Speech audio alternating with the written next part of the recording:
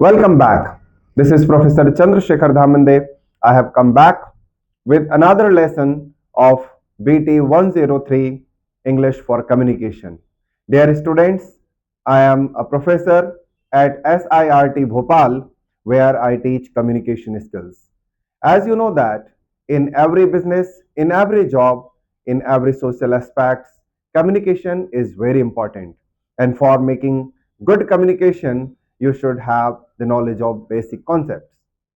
It's not like that if you learn the rules and vocabulary, then you can become a good communicator.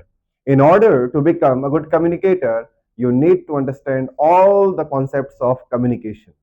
See, communication is made when a message is conveyed properly. If one person is saying something, other person should grasp it easily and in a proper manner. But if it doesn't happen, it means communication is not made. So, in order to make a smooth and result oriented communication, we should understand that there should no barrier in the communication. Barrier? What is barrier? Barrier is anything that stops you going somewhere, reaching somewhere, or conveying something. In communication, barrier is such a thing which distort, disturb, and create barrier in your communication. If you want to send a message, there is something that disturbs you. So, in today's class, we are going to understand 7 different barriers of communication. To understand them is very important not only for your academic purpose but also for your personal growth. If you are really willing to become a confident speaker, you should overcome this barrier. But how can we overcome if we don't know about the barriers? So let's start to understand the first barrier.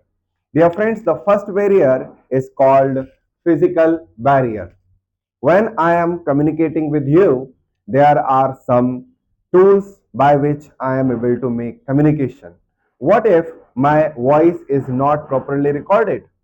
What if a construction work is going on somewhere, the construction work is going on, and I can't speak in a proper way?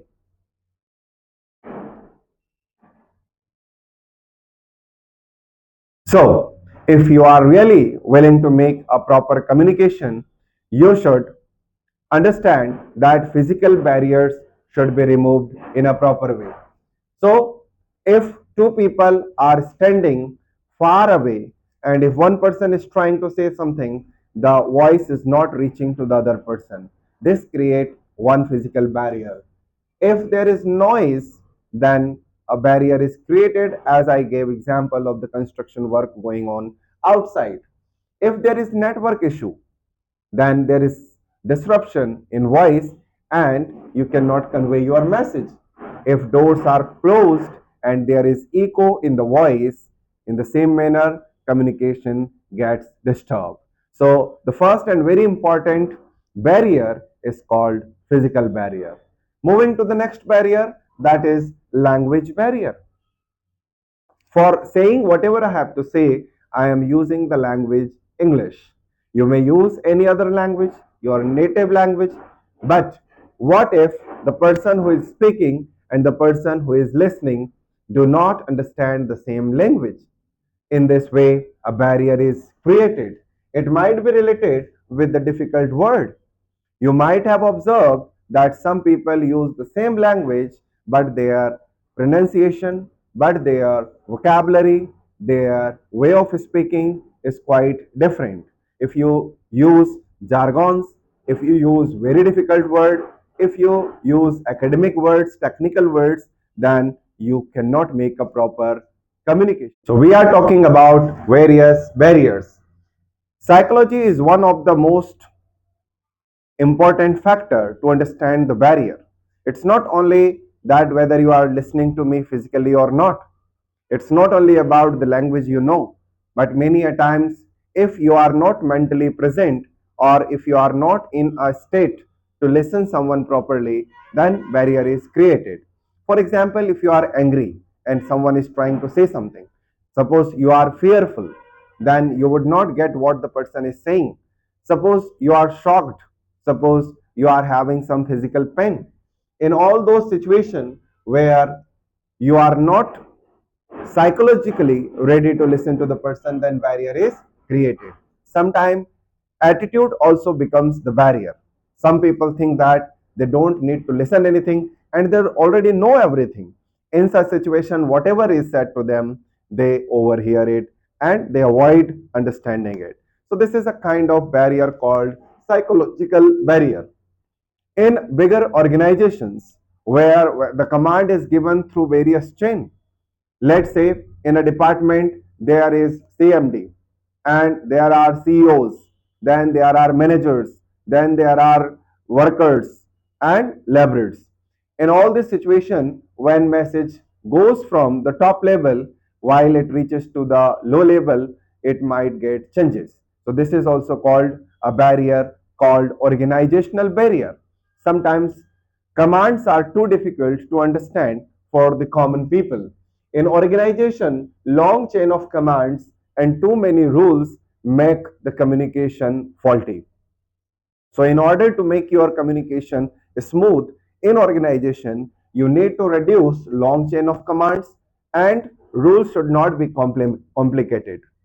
Moving next to the cultural barrier.